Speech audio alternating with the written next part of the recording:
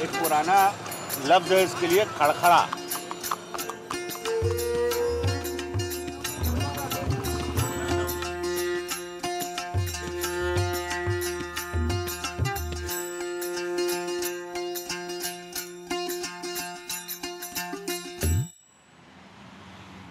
उत्तर प्रदेश की सियासत का जब भी जिक्र होता है तो इस बात का सबसे बड़ा पहलू है, सबसे बड़ा आकलन है, सबसे बड़ा कैलकुलेशन होता है सियासी दलों का कि उत्तर प्रदेश का मुसलमान जो है वो क्या सोचता है, वो इस वक्त नए जमाने के बदलते हिंदुस्तान में क्या सोच रखता है, वो किसकी तरफ झुकेगा। जिस तरह से विधानसभा चुनाव में वो झुका समाजवादी पार्टी की तरफ, क्या ऐसा ही होगा। ये जो जगह है जहाँ मैं मौजूद हूँ, ये रूमी दरवाज़ा है। अगर आप पुराने ज़माने के लखनऊ के हिसाब से सोचे तो लखनऊ के एक अहम एंट्री पॉइंट में से ये था। ये सारा पुराना लखनऊ का इलाका है और बड़ी तहजीब और विरासत का इलाका ये माना जाता है। जो ज़बान बोली जाती है, लखनऊ की ज़बान, महीन ज़बान, बारीकी की ज़बान, वो सब है। लेकिन मुसलमान इस बार क्या ज़बान दिल में बोल रहा है, उसके दिल में क्या है। बहुत सारी सियासत बदल रही है, वो किस तरफ सोचता है, क्या उसको नए नेताओं की इमर्जेंस समझ में आती है, क्या उसको ऐसा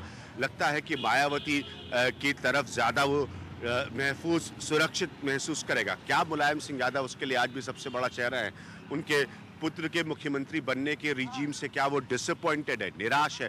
इन सब के बीच मुजफ्फरनगर की हुई घटनाओं का एक साया है। इन सब को हम समझने की कोशिश करेंगे कि क्या सोच यहाँ से निकल रही है और यहाँ से निकल कर क्या सोच पूरे प्रदेश में जा रही है। हम कोशिश करेंगे उसका आकलन करने की। मैं बार बार इसलिए कह रहा हूँ कोशिश करेंगे क्योंकि ये आसान नहीं होता किसी एक जगह से, लेकिन बहुत ज़रूरी है ये समझना कि पुराने लखनऊ में सोच क्या है, एहसास क्या है और उसका सियासी हल या झुकाव क्या निकलेगा। ये सफ़र जारी रखता हूँ, ज़रा देखते हैं पुराने लखनऊ में झांक कर, समझ कर।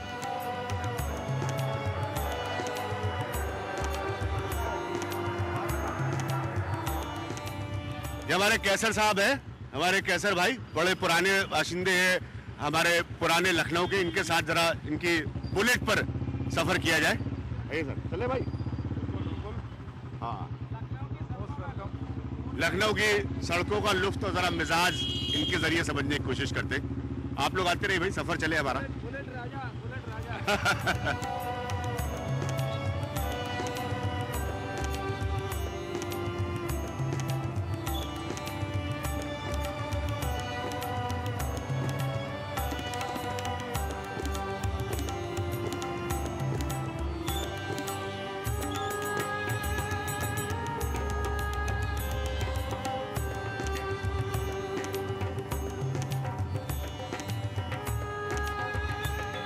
बहुत सारे नौजवान मुसलमानों से जानना जरूरी है कि ये सब जो बदली हुई सियासत में वो क्या सोच रहे हैं। आप कैसर रजा साहब हैं, बहुत नौजवान हैं, सियासत से भी जुड़े हुए हैं अपने तरीके से, क्या सोच रहा है मुसलमान इस बार कैसर?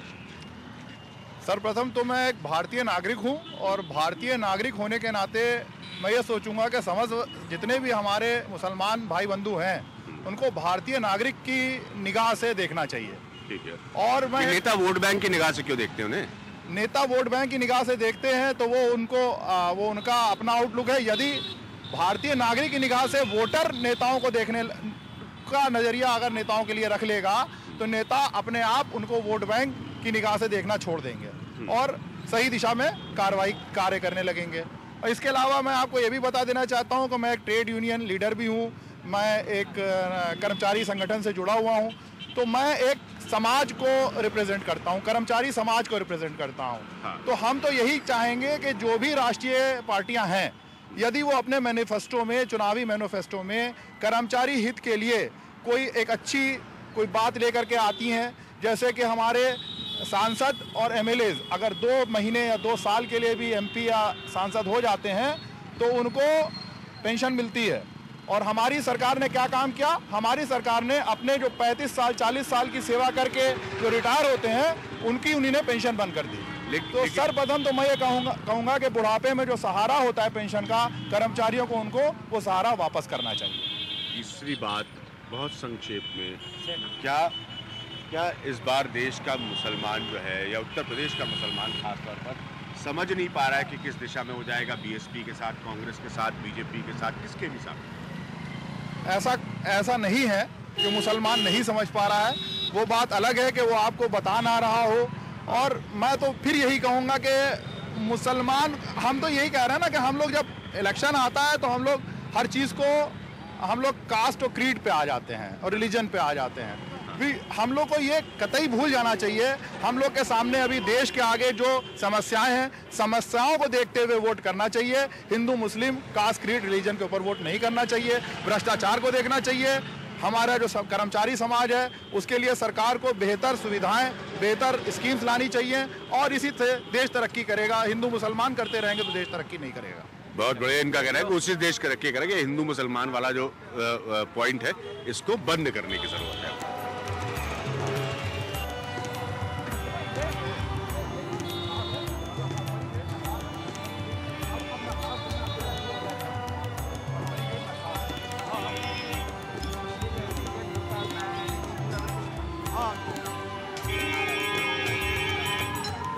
इस वक्त हम अकबरी गेट नखास के इलाके में हैं, जो चूंकि पुराना लखनऊ है, बहुत जैसे मैं हमेशा कहता हूँ विरासत का लखनऊ, यहाँ के इतिहास का लखनऊ, नफासत का लखनऊ। बातचीत हो रही है लोगों से लगातार, समझने की कोशिश कर रहे हैं कि इस सियासी माहौल में 2014 के चुनाव में क्या सोच रहे हैं उत्तर प्रदेश में मुसलमान। उनको क्या लगता है कि क्या वो वाकई हमेशा सियासतदां के हाथ की कठपुतली रहेंगे या कोई सोच होगी। अभी तक बातचीत काफी दिलचस्प है और उसमें से एक बात निकल कर आई है कि शायद अभी तक वो तय नहीं कर पाए हैं या आखिरी के माहौल में, आखिरी के मिनट में वो अपना मूड या फैसला तय करे। तो इस पुराने इलाके में घूमकर एहसास तो जरूर इस बात का होता है।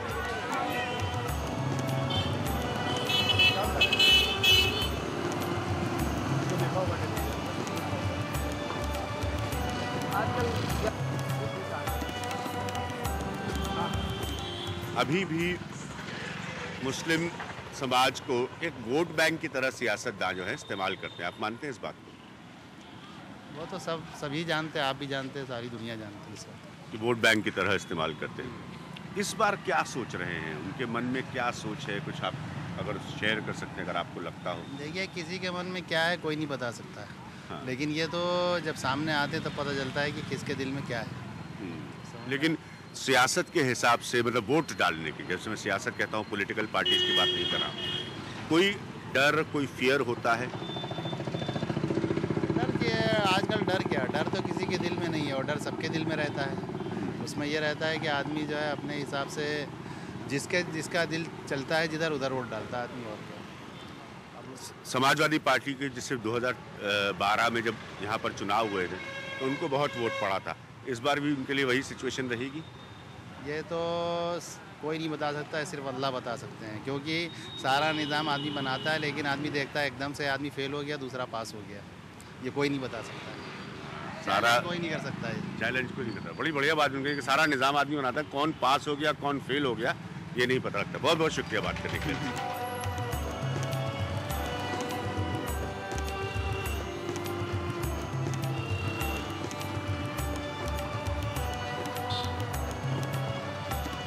इस बार आपको क्या लग रहा है उत्तर प्रदेश की सियासत में जो हमारे मुसलमान भाई हैं, इनका मूड क्या है? ये किसकी तरफ जाने की सोच सकते हैं? इसके बारे में हम क्या कह सकते हैं, ये तो इंसान के ऊपर ही है। ये तो अपने ऊपर ही वोट डालेगा।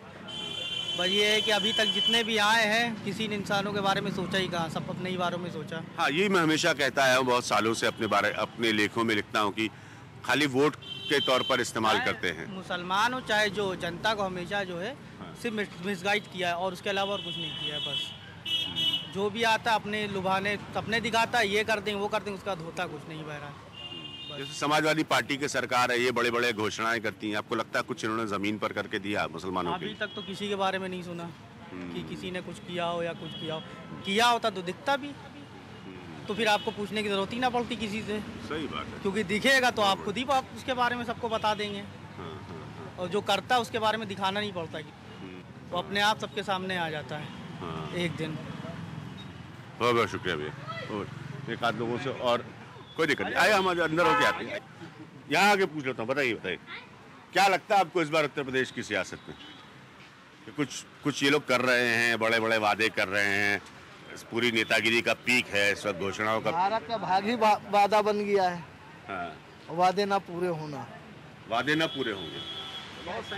जो भाई हम लोग 20 साल कम से कम हमको जब से होश संभाला ये सब सुनते चले आ रहे हैं। विकास के नाम पे पुराने शहर में क्या विकास हो रहा है भाई? आप यहाँ देखिए, अगर यातायात पे उसमें देख लिए कितने सिपाही आपको यहाँ चौराहे पे नजर आते हैं। हर 10 मिनट के बाद यहाँ पे जाम लगता है, ठीक है। और आप नए एरिया में चले आइए, गोमती नगर में, जहाँ एक आदमी की ज़रूरत है वहाँ 4 आदमी लगे में मूर्ति रखा रहे हैं। समझ रहे हैं आप? मतलब सिस्टम बनाया जाता है जनता के लिए या नेताओं के लिए? या नेताओं के लिए भी नहीं, पत्थरों के लिए बनाया गया है। अब देखिए पत्थरों की रखवालियाँ हो रही हैं, यहाँ सोना चांदी लूटा जा रहा है लोगों का, डलिया से रोटियां आदमी की चोरी हो रही हैं। एक और बात भाईजान मुझे बताइए कि इस जिसे हमेशा मैं कहता हूँ, इस बात को बहुत अरसे से कह रहा हूँ कि हिंदुस्तान के सियासतदान जो है मुसलमान को सिर्फ एक वोट के तौर पर सोचते हैं। इसके अलावा इस बार क्या सोचता है मुसलमान अपने अधिकार के लिए, अपने हक के लिए? सोच क्या? अपने हक के लिए मुसलमान क्या सोचे जब उसकी अक्ली में नहीं आता कि अपनी कुव्वत बनाना? भाई कोई अपनी जेब का पैसा आपकी जेब में क्यों डालने लगा? कौन सी हमदर्दी है आपके साथ? जो अपनों के साथ ना हमदर्दियाँ कर पाए वो आपके साथ करेगा। जो जैसे यहाँ की सरकार है, समाजवादी पार्टी की सरकार, इनके नेता जो है वो कहते हैं भाई हम बहुत मुसलमानों का ख्याल रखते हैं। ये भारतीय जनता पार्टी जो है मोदी को अपना चेहरा बना रही, ये सब बातें कन्विंस करती हैं क्या किसी को? भाई देखिए इसमें मामला ये कि हर आदमी कहता है कि कुएं के अंदर पड़ा हुआ है आदमी चिल्ला रहा है, वो कह रहे हम रस्सी डाल रहे हैं। समझ रहे हैं? तो ये रस्सी डालना 20 साल से चल रहा है। और वो रस्सी इतनी छोटी डालते हैं कि वो ना मुर्दा निकल पाता है ना थाला पानी निकल पाता है। बहुत बहुत शुक्रिया भाई, बहुत बहुत शुक्रिया, थैंक यू।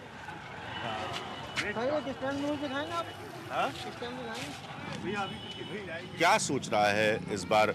मतलब सब लोग मुसलमानों के हक की बात करते हैं, वो ये सब नौटंकियाँ होती हैं, बयानबाजी होती है। सोच क्या रहा है मुसलमान इस बार उत्तर प्रदेश में? बहुत अहमियत रखता है।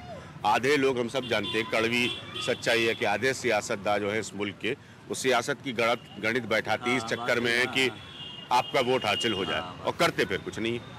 यहाँ तो यही होता है कि अभी तक कोई डिसाइड कर ही नहीं पाता है। इलेक्शन में अभी कोई डिसाइड नहीं कर पाया कि हम किसको वोट देंगे। ये बिल्कुल लास्ट में डिसाइड करते हैं कि कहाँ पे जा रहा माहौल, तो जिधर माहौल जाता है उधर ही आदमी जाके वोट डाल के खर्च चला जाता है। तो अभी किसी ने हमारे ख्याल से तो डिसाइड कर ही नहीं पाया है कोई कि हम किसको वोट दें। चाहे वो समाजवादी हो, चाहे वो, कुछ लोग आते हैं कि हम कांग्रेस को दिएगा, कुछ आ रहे हैं हम समाजवादी। तो जब दोस्तों में ही आपस में सब एक दूसरे से जुदा जुदा हैं, तो इसलिए कोई डिसाइड नहीं कर पाया। लास्ट में एकदम अभी लास्ट में एकदम डिसाइड होता है कि हाँ भाई किधर जाना है, किधर भागना है। दिलचस्प बात है। लेकिन 7 अप्रैल को इस मुल्क का पहला वोट पड़ना है। मतलब वैसे तो लंबा फेजेस का चुनाव है। आपको भी लगता है कि लोगों का मन और माहौल नहीं बन पाया है? अभी नहीं बन पाया।